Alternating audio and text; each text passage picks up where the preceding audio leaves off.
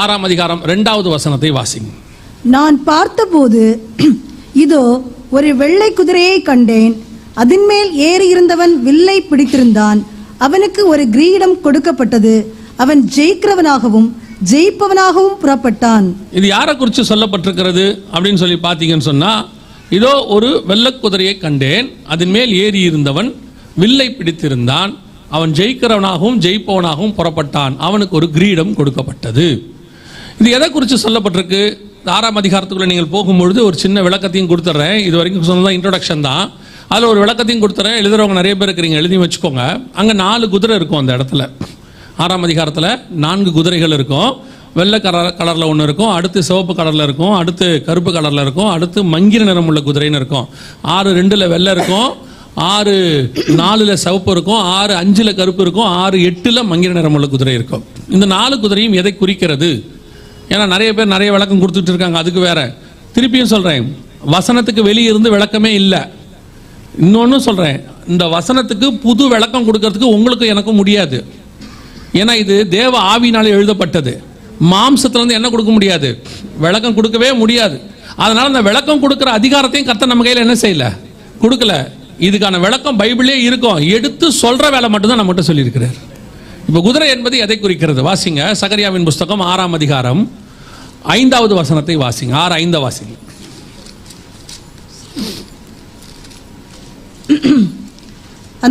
அந்த தூதன் எனக்கு பிரதி உத்தரமாக, இவைகள் சர்வலோகத்துக்கும் ஆண்டவராயிருக்கிறவருடைய சமூகத்தில் நின்று புறப்படுகிற வானத்தினுடைய 4 ஆவிகள் என்றார். அந்த 6:1 முதல் 6:4 வரை இதே மாதிரி 4 குதிரைகள் அங்க இருக்கும்.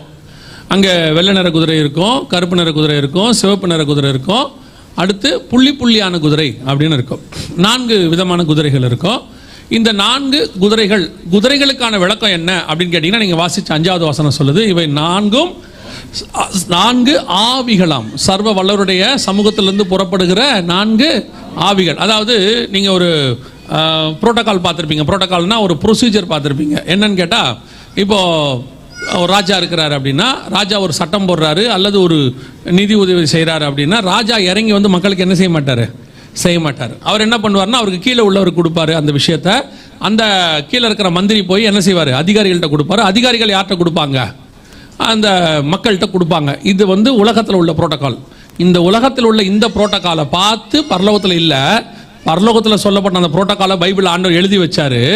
இந்த சட்டங்கள் உலகத்தில் ஏற்றப்பட்டது எல்லாமே பைபிள்ல இருந்து தான் ஏற்றப்பட்டிருக்கிறது. பல சட்டங்கள் எங்கன்னா கொண்டு வரப்பட்டிருக்கிறது, பைபிள் அடிப்படையை கொண்டது. இந்த புரோட்டோகால் ஒரு ராஜா அவருக்கு கீழே உள்ளவருக்கு உத்தரவு கொடுப்பாரு, அவரு போய் மக்களுக்கு செய்வார். இந்த கான்செப்ட் எங்க இருக்குன்னா பைபிள்ல இருக்குது. தேவன் ஒரு காரியத்தை நினைக்கிறார், அதை தம்முடைய ஆவிகள் தூதர்களை வைத்து பூமியில செய்கிறார். அவர்கள் வந்து அதை மக்களுக்கு செய்வார்கள். அது என்னவா இருந்தாலும், அது பாதுகாப்பா இருந்தாலும் சரி, கொள்ளை நோயா இருந்தாலும் சரி, பஞ்சமா இருந்தாலும் சரி, எல்லாத்தையும் அவங்க செய்வாங்க. அதான் வசனம் சொல்லுது, பணிவிடை செய்கிற ஆவிகள் அப்படின்னு சொல்றது. பணிவிடை செய்யவும் அவங்க வச்சிருக்கிறார், மெசஞ்சர்ஸ் வச்சிருக்கிறார். வந்து தூதர்கள் என்ன செய்வாங்க, நமக்கு தூதை கொண்டு வந்து கொடுத்துட்டு போவாங்க. வாரியர்ஸ் வச்சிருக்கிறார், வந்து தூதர்கள் என்ன பண்ணுவாங்க, யுத்தம் பண்ணுவாங்கன்னு இருக்கு. நிறைய விஷயங்கள் வேதம் சொல்லுது. ஸோ இந்த புரோட்டோகால் பைபிள்ல ஃபர்ஸ்ட் சொல்லப்பட்டிருக்கு. அதை தான் இன்னைக்கு உலகம் காப்பி அடிச்சிருக்கு. ஸோ 4 குதிரைகள் என்பது எதை குறிக்கிறது? 4 ஆவிகள், கர்த்தருடைய சித்தத்தை பூமியில செய்கிறது. நீங்க எசேக்கியேல் அந்த சகரியா 6ஆம் அதிகாரத்தை அப்புறமா போய் வாசித்து பாருங்க. அவைகள் கர்த்தருடைய சித்தத்தை வடதேசத்திலே செய்தது அப்படின்னு இருக்கும் 6ஆம் அதிகாரத்தில். அது அப்படியே இருக்கட்டும். எதுக்கு சொல்றேன் அப்படின்னு கேட்டா, இந்த குதிரை என்பதற்கான விளக்கம் அதுதான். ஏன்னா இன்னைக்கு நிறைய பேர் நிறைய விஷயம் சொல்லிட்டு இருக்காங்க. குதிரைன்னா அது ஒரு நாட்டை குறிக்குது, துபாயை குறிக்குது, சவுதியை குறிக்குதுன்னு சொல்லிட்டு இருக்காங்க. தயவு செஞ்சு அதெல்லாம் ஏமாந்துடாதீங்க. அப்படி எங்கேயும் விளக்கமே இல்லை. அதுக்கு அவங்க கொடுக்கறது ஓன் இன்டர்பிரேஷன். ஒருத்தர் சொல்லியிருக்கிறாரு, இது வந்து துபாயை தான் குறிக்குதுன்னு. எப்படி துபாய் குறிக்குது அப்படின்னு சொல்றீங்க அப்படின்னு கேட்டதுக்கு, நான் துபாய்க்கு போகும்போது வெள்ளை கலர் குதிரை பார்த்தேன்னு சொல்றாரு. நான் ரொம்ப வருஷத்துக்கு முன்னாடி சினிமாலேயே குதிரை பார்த்துட்டேன். அதனால வந்து 6ஆம் அதிகாரம் 2ஆம் வசனம் சினிமாவில் வர குதிரையா இருக்க முடியுமா? இருக்க முடியாது. எதுக்கு சொல்றேன்னா, வசனத்துல இருந்து விளக்கம் கிடையாது, இதெல்லாம் ஓன் இன்டர்பிரேஷன். அதுக்காக சொல்றேன். சரி கவனிங்.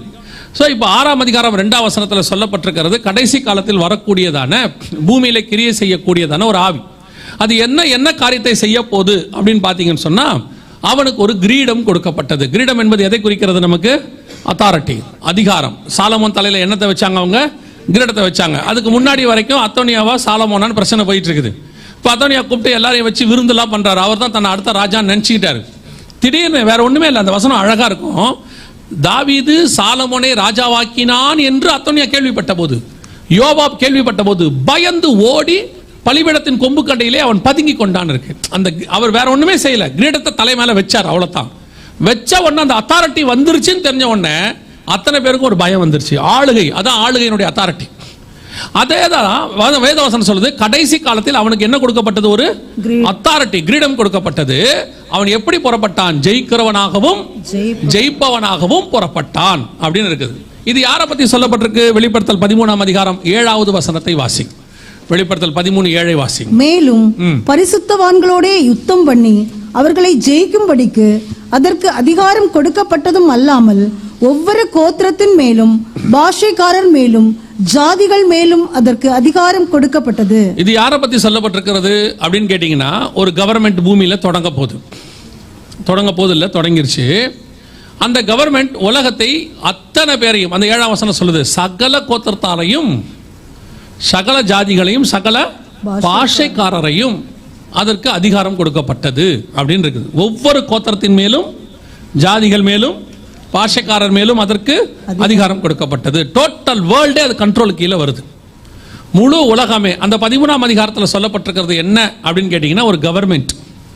13ஆம் அதிகாரம் 1ஆம் வசனம் இருக்குது இல்லையா? அந்த வசனம் என்ன சொல்லுது? பின்பு நான் கடற்கரை மணல் மேல் நின்றேன், அப்பொழுது சமுத்திரத்தில் ஒரு மிருகம் எழும்பி வர கண்டேன், அதற்கு 7 தலைகளும் 10 கொம்புகளும் இருந்தன அப்படின்னு இருக்கு இல்லையா? சமுத்திரத்திலிருந்து மிருகம் வருகிறதுனா என்ன அர்த்தம் அப்படின்னு கேட்டீங்கன்னா, தானியேல் புஸ்தகம் 7ஆம் அதிகாரம் 21வது வசனத்தை வாசி. தானியேல் 7:21 வாசி. நீண்ட ஆயுசுள்ளவர் வருமட்டாகும். இல்ல, 23 வாசிங்க. அப்ப அவன் சொன்னது, 4ஆம் மிருகம் பூமியிலே உண்டாகும் 4ஆம் ராஜ்யமாம். மிருகம் என்பது எதை குறிக்குது? நீங்க எப்படி ஏன் திடீர்னு தானியேலுக்கு போனீங்கன்னு யோசிச்சீங்கன்னா, அந்த 7:3 வாசிங்கள். அப்பொழுது வெவ்வேறு ரூபமுள்ள 4 பெரிய மிருகங்கள் சமுத்திரத்திலிருந்து எழும்பின. மிருகம் எங்க இருந்து வருது? சமுத்திரத்திலிருந்து வருது. 13:1 எங்க இருந்து வந்துச்சு? அப்ப சமுத்திரத்திலிருந்து வருதுன்னா அதுக்கு பேர் என்ன? ஒரு மிருகம் வருதுன்னா அதுக்கு என்ன அர்த்தம்? ராஜ்யம் வருதுன்னு அர்த்தம். 23ஆம் வசனம் சொல்லுது. அப்போ 13ஆம் அதிகாரம் 2ஆம் வசனம் 1வது வசனத்துல ஒரு மிருகம் பூமியிலே எழும்பி வரும், அது சகல கோத்திரத்தையும் ஜெயிக்கும், சகல பாஷைக்காரர் மேல அதற்கு அதிகாரம் கொடுக்கப்பட்டது. அந்த கவர்மெண்ட் புறப்படுறது பத்தி தான் 13ஆம் அதிகாரம் 1ஆம் வசனத்தில் இருக்கு. 13:1 வசனம் சொல்லுது, இதோ ஒரு ஆவி புறப்படுகிறது. அந்த ஆவி என்ன செய்ய புறப்படுகிறது? பூமியில் உள்ள ஒவ்வொருத்தரையும் ஆளுகை செய்வதற்காக புறப்படுகிறது. அதற்கு அந்த அதிகாரம், கிரீடம் கொடுக்கப்பட்டது. அது ஜெயிக்கிறவனாகவும் ஜெயிப்பவனாகவும் புறப்பட்டான் அப்படின்னு சொல்லப்பட்டிருக்கு. இது எதை பத்தி சொல்லப்பட்டதான ஒரு கவர்மெண்ட்? எதை பத்தி இது சொல்லப்பட்டிருக்கிறது அப்படின்னு கேட்டீங்கன்னா, கடைசி காலத்துல உலகத்தை ஆளுகை செய்வதற்கான ஒரு கவர்மெண்ட். அதை நாம ஆன்டி கிரைஸ்டோட கிங்டம் என்று சொல்லுகிறோம். சகல ஜனங்களும் 7 வருஷம் அவன் கையிலே ஒப்பு கொடுக்கப்படுவார்கள். உலகம் இதுவரைக்கும் கண்டிராத உபத்திரவ காலம். அதற்கு முன்பதாகத்தான் சபை எடுத்துக்கொள்ளப்படுகிறது. ஏன்னா அந்த காலத்துல ஒருவரும் நிலை நிற்க முடியாது. உன்னத பாட்டில் சொல்றாரு இல்லையா, மணவாட்டி ஆண்டவர் என்ன செய்வாரு? கதவை தட்டி கூப்பிடுவாரு. ஆனா அந்த அம்மா என்ன செய்யாது? திறக்காது. திறந்துக்காம அந்த அம்மா படுத்துக்கிட்டே கிடக்கும். அப்புறம் போயிடுவார் மணவாளன். போன பிறகு அந்த அம்மா என்ன செய்யும் பார்த்தீங்கன்னா, புறப்பட்டு கதவை திறந்து வரும். ஆனா வரும்போது என்ன செய்வாங்கன்னு வசனம் சொல்லும், வழியிலே காவலர்கள் அதை கண்டு பிடித்து அடித்து அவள் மேல் வஸ்திரத்தை எடுத்துக்கொண்டார்கள் அப்படின்னு இருக்கும். அதோட அர்த்தம் என்னன்னா, ஆண்டவர் இப்பொழுது கதவை தட்டி கொண்டிருக்கிறார் சபைக்கு. இப்ப சபை கதவை திறக்கிற இடத்துல நிக்கணும். ஆவியும் மணவாட்டியும் வா என்பார்களாக. அப்படி இல்லைன்னா மணவாளன் வந்துட்டு போயிடுவார். போன பிறகு சபை எங்க போகும்? 7 வருஷம் உபத்திரவ காலத்துக்குள்ள போகும். வழியிலே காவலர்கள் அவளை கண்டு பிடித்து அடித்து அப்படின்னு இருக்கு. அதான் உபத்திரவ காலத்தை பத்தி சொல்லப்பட்டிருக்கு. ஸோ இப்போ நமக்கு வருகைக்கு பின்னாடி ஒரு கவர்மெண்ட் வரும். அந்த கவர்மெண்ட் உலகம் முழுவதும் ஆளுகை செய்யக்கூடியதாக இருக்கும். அந்த கவர்மெண்ட்ல 8வதாக கடைசியாய் ஒரு ராஜா வருவான். ஏன்னா வெளிப்படுத்தல் 17 9, 10, 11, 12 வசனம் வரைக்கும் நீங்க வாசிச்சீங்கன்னா, நீ கண்ட 7 தலைகளும் 7 மலைகளாம், அந்த 7 அவைகள் 7 ராஜாக்களாம், அதில் 5 பேர் விழுந்தார்கள், ஒருவன் இருக்கிறான், இன்னொருவன் வர வேண்டும், அவன் வரும்போது கொஞ்ச காலம் தரித்திருக்க வேண்டும், இருந்ததும் இராததும் ஆகிய மிருகமே 8வது ஆவனும், அப்படிதானே இருக்குது, 8th one இருக்கும், 8வது ஆவனும் அந்த 7லிருந்து தோன்றுகிறவனும் நாசம் அடைய போகிறவனுமாய் இருக்கிறான் அப்படின்னு இருக்கு. சோ ஒரு கவர்மெண்ட் வரணும். இந்த கவர்மெண்ட் பூமியில தொடங்கும். சகலமும் அவன் கையிலே ஒப்பு கொடுக்கப்படும். எப்போ எத்தனை வருஷம் அப்படின்னு கேட்டீங்கன்னா 7 வருஷம் ஒப்பு கொடுக்கப்படும். இந்த கவர்மெண்ட் ஆன்டி கிரைஸ்ட் கவர்மெண்ட் என்று நாம் சொல்லுகிறோம். 13ஆம் அதிகாரம் 1ஆம் வசனத்தில் நம்ம வாசிச்சோம். அப்படி ஒரு கவர்மெண்ட் வரும் அப்படின்னு சொல்லி பார்க்கிறோம். இப்போ அந்த கவர்மெண்ட் வந்துருச்சா, அந்த கவர்மெண்ட் நடக்குதா, அந்த கவர்மெண்ட் இப்போ எங்கே இருக்கு அப்படின்னு பார்த்தீங்கன்னா அந்த அதோட அடையாளத்தை வச்சு தான் நம்ம கண்டுபிடிக்க முடியும். பாருங்களேன், அந்த கவர்மெண்ட்டுக்கு ஒரு விசேஷம் என்னன்னு கேட்டிங்கன்னா, நீங்கள் எதை வச்சு கண்டுபிடிக்கலாம்னா அதுக்கு 10 கொம்புகள் இருக்கும். எதுக்காக 10 கொம்புகளை மட்டும் நம்ம எடுத்துக்கிறோம் அப்படின்னு கேட்டிங்கன்னா, பழைய ஏற்பாட்டிலையும் இந்த கவர்மெண்ட் வருங்கிறது முன்னறிவிக்கப்பட்டிருக்கு. தானியேல் புஸ்தகம் 7ஆம் அதிகாரம் நீங்கள் வாசிச்சிங்க இல்லையா? 8வது வசனத்தை வாசிங்க பார்ப்போம். தானியேல் 7ஆம் அதிகாரம் 8ஆம் வசனம். அந்த கொம்புகளை நான் கவனித்திருக்க. நீங்க 7ஆம் அதிகாரம் 7ஆம் வசனத்திலிருந்தே வாசிக்க பார்ப்போம். 4வது மிருகம் கண்டேன். அதற்கு பின்பு ரா தரிசனங்களில் 4ஆம் மிருகத்தை கண்டேன். அது கெடியும் பயங்கரமும் மகா பலத்ததுமா இருந்தது. இந்த கவர்மெண்ட் இது இயேசு காலத்துல வந்த கவர்மெண்ட், ரோம ஆட்சி. அதற்கு பெயர், அதுக்கு பெரிய இரும்பு பற்கள் இருந்தது, அது நொறுக்கி பட்சித்தது, மீதியானதை தன் கால்களுக்கு கீழ் மிதித்து போட்டது. அதுக்கு தன்னிருந்த எல்லா மிருகங்களை பார்க்கிலும் வேற்று உருவமாக இருந்தது. அதற்கு 10 கொம்புகள் இருந்தது. ஆமா, இந்த கவர்மெண்ட் தான் கடைசியா வர வேண்டியது. இயேசு கிறிஸ்துவின் காலத்துல அந்த ரோம கவர்மெண்ட் வந்துருச்சு. ஆனா அதுக்கப்புறம் 7 வருஷத்துக்கு முன்னாடி சபகாலம் உள்ள வந்ததுனால இப்ப இந்த 7 வருஷம் ஸ்டாப் ஆயிருக்கு. திருப்பி அந்த 7 வருஷம் உபத்திரவ காலம் வரும். அப்ப அந்த மிருகம் கண்டினியூ ஆகும். அந்த கவர்மெண்ட் என்னவாகும்? கண்டினியூ ஆகும். அந்த கவர்மெண்ட்ல மிக முக்கியமான அடையாளம் என்னன்னா 10 கொம்புகள் இருக்கும். வெளிப்படுத்தல் 13:1 பாருங்க, 10 கொம்புகள் இருக்கும். வெளிப்படுத்தல் 17:3 பாருங்க, 10 கொம்புகள் இருக்கும். நீங்க பாத்தீங்கன்னா எல்லாமே அந்த இடத்துல 10 கொம்புகளை பத்தி சொல்லப்பட்டுக்கிட்டே இருக்கும். Very important. இந்த 10 கொம்புகள் என்பது எதை குறிக்கிறது அப்படின்னு கேட்டீங்கன்னா, வெளிப்படுத்தல் 17:12 சொல்லுகிறது, நீ கண்ட 10 கொம்புகளும் 10 ராஜாக்களாம், 10 கிங்ஸ் அப்படின்னு இருக்கு. சோ 10 ராஜாக்களோடு கூட ஒரு கவர்மெண்ட் எழும்பி வரும். அந்த கவர்மெண்ட் கையில் தான் எல்லாம் ஒப்பு கொடுக்கப்படும். அந்த கவர்மெண்ட் ஜெயிக்கிறதாகவும் ஜெயிப்பதாகவும் புறப்படும் அப்படின்னு சொல்லுது. இதன் கையில 7 வருஷம் உலகம் இருக்கும். இது எந்த கவர்மெண்ட், எதை பத்தி சொல்லப்பட்டிருக்கிறது அப்படின்னு சொல்லி நீங்க பாத்தீங்கன்னு சொன்னா, யூரோப்பியன் யூனியன் என்று சொல்லப்படுகிறதான கவர்மெண்ட். இதான் அந்த 10 நாடுகளோடு இருக்கக்கூடியதான கவர்மெண்ட்.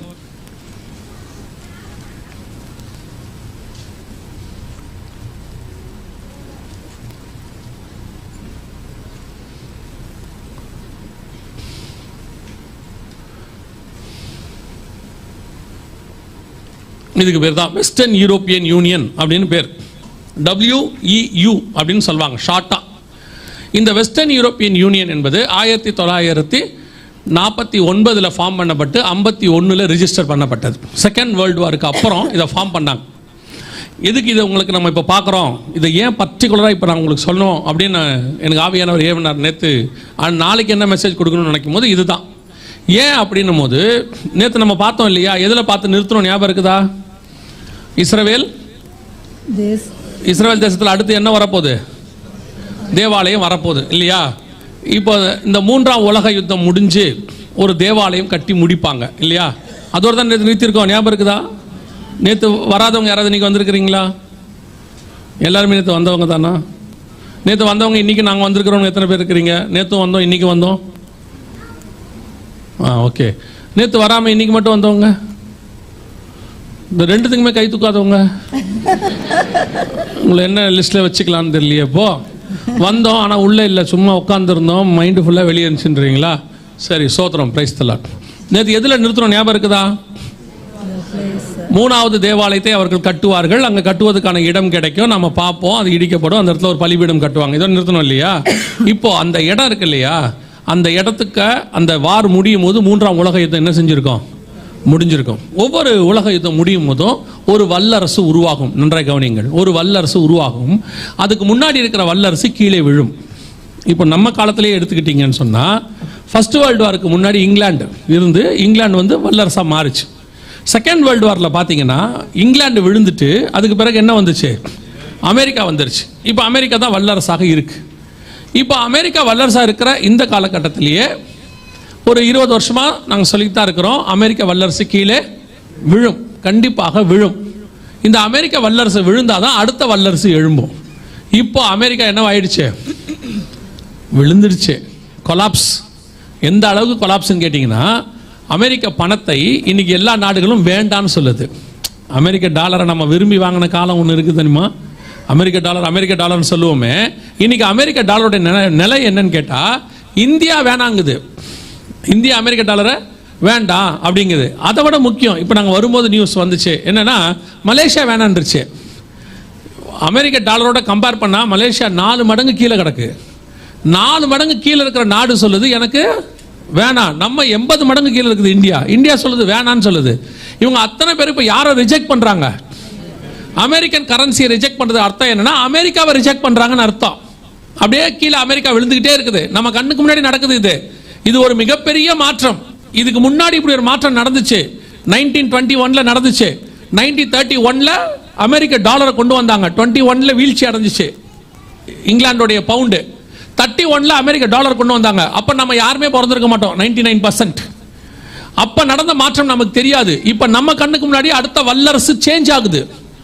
நம்ம கண்ணுக்கு முன்னாடி சேஞ்ச் ஆகுது. ஒரு வல்லரசு விழுகுது. நம்ம பார்க்கறோம்ல, பெல்சாட்சாரை பிடித்து அன்னைக்கு அவனை கொன்று போட்டார்கள். அன்னைக்கு கோரேஸ் ராஜ்யபாரத்தை கட்டி கொண்டான் வாசிக்கிறோம் இல்லையா?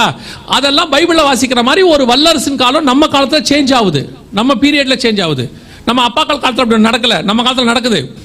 இதெல்லாம் பிப்ளிக்கல் ப்ராஃபசி. இதை நாம வெளியே நம்ம பார்க்கறதே இல்லை. வெளியே நட்சத்திரம் வந்துச்சுன்னா உள்ள இயேசு பிறந்திருக்கிறான்னு அர்த்தம். வெறும் நட்சத்திரத்தை பார்த்துட்டு இயேசுவை பார்க்காட்டி வேஸ்ட். ஒரு கூட்டம் அப்படிதான் இருந்துச்சு. ஒரு கூட்டம் தான் நட்சத்திரத்தை பார்த்து யூதருக்கு ராஜா எங்கேன்னு தேடுச்சு. இன்னைக்கு நாம வெளியே நடக்கிற அடையாளங்களை பார்த்துட்டு நியூஸா பார்த்து விட்டுறோம். அமெரிக்க வல்லரசு இப்ப வீழ்ச்சி அடைய தொடங்கிருச்சு. இன்னைக்கு கணக்குப்படி மலேசியா வேணாங்குது. ஏற்கனவே பிரிக்ஸ் ஒன்று ஃபார்ம் பண்ணியிருக்கிறாங்க. அதாவது பிரேசில், இந்தியா, சைனா, சவுத் ஆப்பிரிக்காலாம் சேர்ந்து என்ன செய்யறாங்க? ஒரு கரன்சி, ரஷ்யாலாம் சேர்ந்து ஒரு கரன்சியை ஃபார்ம் பண்றாங்க. அந்த கரன்சிக்கு உலக நாடுகள் ஆதரவு தெரிவிச்சு அமெரிக்க கரன்சி வேணான்னு சொல்லுது. இதுக்கு நடுவில் சைனா ஒரு கரன்சி, அவங்க அதை கொண்டு வராங்க. இப்ப சவுதி அரேபியா நேத்து அனௌன்ஸ் பண்ணியிருக்காங்க, சைனா கரன்சில நாங்க கச்சா எண்ணெயை மாற்று பொருளா வச்சுக்கிறோம் அப்படின்னு சொல்றாங்க. சோ அமெரிக்கா கொஞ்சம் கொஞ்சமா என்ன ஆகுது? ஆமா, இப்ப இந்த யுத்தம் ஒண்ணு உள்ள நுழைஞ்சிருச்சு. நேட்டோ யுத்தம் தொடங்கிருச்சு. எப்பவுமே தன்னுடைய அந்த ஸ்டேட்டஸை நிலை நீக்கிறதுக்கு அவங்க என்ன பண்ணுவாங்க? வல்லரசு ஒரு யுத்தத்தை பண்ணுவாங்க. இங்கிலாந்தும் பண்ணுச்சு, இப்ப அமெரிக்காவும் பண்ணுது.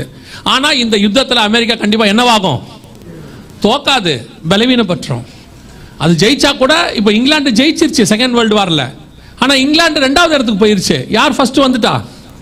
ஜெயிச்ச இங்கிலாந்து 2வது இடத்துக்கு போயிருச்சு. அமெரிக்கா ஃபர்ஸ்ட் ஆயிடுச்சு. இப்போ அதான் நடக்க போகுது.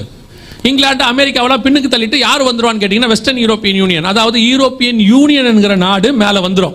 ஆண்டவர் சொன்னபடியே துல்லியமாக நம்ம கண்ணுக்கு முன்னாடி இப்படி ஒரு நாடு வந்துருச்சு, உருவாயிருச்சு. 10 நாடுகள், 10 ராஜாக்கள். இதுல 7 மலை இருக்கும்னு பைபிள் சொல்லுது. வெளிப்படுத்தின விசேஷம் 17ஆம் அதிகாரம் 9வது வசனம் வாசிங்க. ஞானமுள்ள மனம் இதிலே விளங்கும். அந்த 7 தலைகளும் அந்த ஸ்திரீ உட்கார்ந்திருக்கிற 7 மலைகளாம். ஸ்திரீனா எதை குறிக்குது? 18வது வசனம். நீ கண்ட ஸ்திரீ ஆனவள் பூமியின் ராஜாக்கள் மேல் ராஜ்யபாரம் பண்ணுகிற மகா நகரமே ஆம் என்றார். ஸ்திரீனா சிட்டி. அது எத்தனை மலைக்கு மேல உட்கார்ந்து இருக்குது? 7 மலைக்கு மேல உட்கார்ந்து இருக்கிற சிட்டி எது? ரோம். ரோம் எங்க இருக்கு? எந்த நாட்டில் இருக்கு? இதுல பாருங்க, இட்டாலி இருக்கும் பாருங்க. அதுல பாத்தீங்கன்னு சொன்னா அந்த 10 நாடுகள் கூட்டமைப்புல பாருங்க, நடுவுல இட்டாலி இருக்கும். அப்ப 7 மலை உள்ள நகரமும் அதுல இருக்கு, 10 ராஜாக்களும் அங்க இருக்கிறாங்க. வெளிப்படுத்தல சொல்லப்பட்டதான அந்த வெள்ள குதிரையினுடைய காலம் புறப்படுற ரெடி நேரம் ஆயிருச்சு. 10 நாடுகள் கூட்டமைப்பு உருவாயிருச்சு. ஆண்டவர் சொன்னபடியே கடைசி சாம்ராஜ்யம் நம் கண்களுக்கு முன்பாக ரெடி ஆயிருச்சு ஆண்டவர் சொன்னபடி. இப்ப இவங்க இந்த 3ஆம் உலக யுத்தம் முடிஞ்ச உடனே ராஜ்ய பாரத்தை கட்டிக்கொள்வார்கள், கிரீடம் கொடுக்கப்படும்.